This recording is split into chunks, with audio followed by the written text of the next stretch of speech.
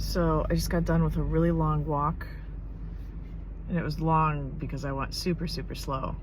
Um, and something I was kind of practicing ever since I had that experience where I remembered that the body is what was experiencing heat, like from the sun, not me.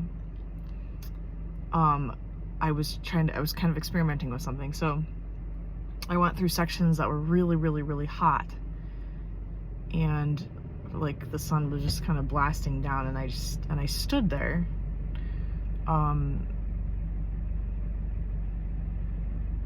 Normally I would try to rush through that section, but instead I stood there, I stopped, and I was like, okay, so the body is experiencing heat, not me, because I'm not the body. So to remember that, so some people would be like, oh, you can have a mind over matter situation, right? Where you're kind of just remembering a time when you felt cold, and visualizing that, and feeling that to the degree that you can shift that temperature, manage the temperature. But it was more than that. It wasn't just mind over matter, or that saying that we'd say. It was more of source over mind. So it was more of okay, this is what the body feels, and I'm not that. I'm also not the mind, and I don't necessarily have to manifest a different experience to make the body cool. I just have to remember that I'm the source in which there is no temperature. I'm the source, I'm the thing that came before temperature even existed, before hot and cold, before duality, right? So I had that very I was like, oh yeah, therefore I can control. I don't have to feel this. I don't have to feel the extremities of the situation. It was really interesting. So I kept kind of challenging myself every time I would feel a section that was really hot.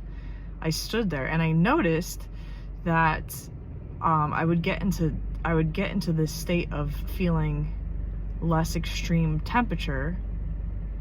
It wasn't like I got cold, but it was less extreme. It was pulling something, I don't even want to say numb, but neutral. And in that space, it was so significant that I went, wait, did the temperature change? Did something change outside, in the weather wise? But I was realizing that it was just something that I was connecting to, and it was really cool. So I just wanted to share that, because I think I'm going to really start practicing that in extreme situations. I guess it's similar to dissociation, which I know people, when we talk about dissociation, we immediately think of it being a bad thing in terms of trauma.